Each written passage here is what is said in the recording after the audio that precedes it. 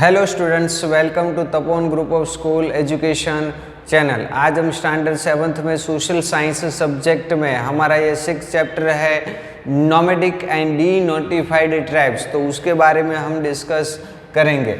आज के video lecture के अंदर हमारा जो यहाँ पर हम है वो कुछ nomadic and D notified tribes है, तो उसकी लाइफस्टाइल के बारे में देखेंगे। तो आज हम देवी पूजक के बारे में जानेंगे। Among the denotified tribes in Gujarat, देवी पूजक tribes is found in the most part of the state। हम गुजरात की यदि बात करें तो देवी पूजक ट्राइब्स है वो गुजरात के पार्ट्स के अंदर, मोस्ट पार्ट के अंदर पाए जाते हैं।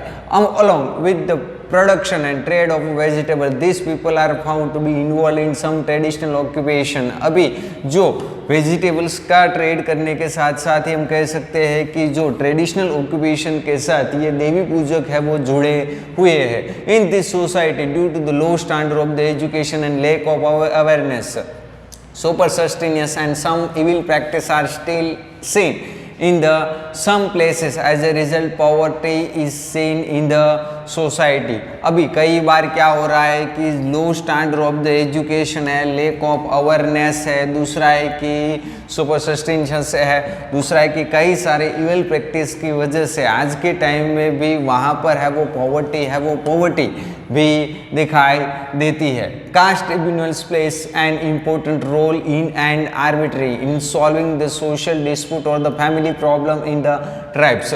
अभी ट्राइब्स के अंदर जो कास्ट ट्रिब्यूनल्स है तो वो सोशल प्रॉब्लम्स को सॉल्व करने की मदद कर रही है। So it solves the problem and issue related to this internal disputes that problem are rarely sell in the court. अभी ये कास्ट ट्रिब्यूनल्स है, उसकी जो कास्ट की जो भी प्रॉब्लम रिलेटेड इंटरनल डिस्प्यूट रहेगी उनको क्या कर रही है कि सॉल्व कर रही है, कि जिसके टाइम में उसकी जो प्रॉब्लम है वो उसकी प्रॉब्लम कोर्ट के अंदर है वो कोर्ट के अंदर ज़्यादातर दिखाई नहीं देती। In recent times as the standard of the education has increase in the society, reforms place and taken an economic and social aspect. आज के टाइम में हम देखें कि जो स्टैंडर्ड ऑफ एजुकेशन है वो एजुकेशन उस देवी पूजक समाज के अंदर है वो क्या हो रहा है कि इंक्रीज हो रहा है। उसके बाद देखें कि Vanjaras and people involve in the Vanjara are known as Vanjara. Vanjara was the most important among the nomadic tribes. Nomadic tribes में वणजारा हम कह सकते हैं कि मोस्ट इम्पोर्टेंट ट्राइब्स है। It has been well known name in Indian social structure since the ancient time. Ancient time से हम कह सकते हैं कि जो इंडियन सोशल स्ट्रक्चर के अंदर वेल नोन नेम है।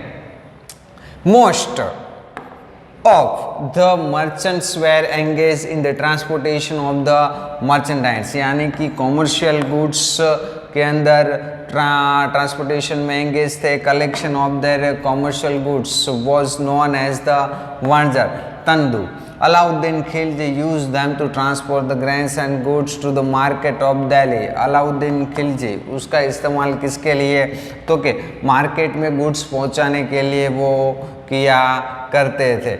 Imperial Jahangir has also mentioned about the carrying of grains on the oxen by the Vanzara and selling them in the cities। वो भी गुड्स को सेल करने में मदद लेते थे। Special things about the Vanzara is that during the war the merchants used to bring the grains and the goods for the Mughal army by the ox cart की मदद से। and in a way Vanzara were the link between the India and the world। इसी से हम कह सकते हैं कि जो वणजारा है वो इंडिया एंड वर्ल्ड के बीच में हम कह सकते हैं कि एक लिंक के तौर पर है। Many goods from the central Asia came to the India and also went out through them. कई सारे गुड्स है वो सेंट्रल एशिया से कहाँ पर, तो कि इंडिया में आता था and also went out through them, और उसी के थ्रू ही वो क्या होता था, वणजारा के थ्रू ही वो बाहर जाता था। नेक्स्ट देखें कि they are located in India, Pakistan and Afghanistan, वो इंडिया, पाकिस्तान और अफगानिस्तान में भी आए हुए हैं। This society disintegrated after the British rule, British rule के बाद है ये पूरे के पूरे सभी क्या हुए तो कि डिसइंटीग्रेटेड हुए। Poor Vanjaras become the trader of the bangles, combs etcetera and some become the labourers. कई सारे जो गरीब वनजारास है वो बेंगल्स एंड कॉम्स का क्या कर रहे हैं कि व्यापार कर रहे हैं एंड कई सारे एज अ लेबरर के तौर पर काम कर रहे हैं। Some were involve in clay work also, कई लोग हैं वो क्ले वर्क के अंदर भी इन्वॉल्व है। All through that develop in the post independence India because of the education and other government scene.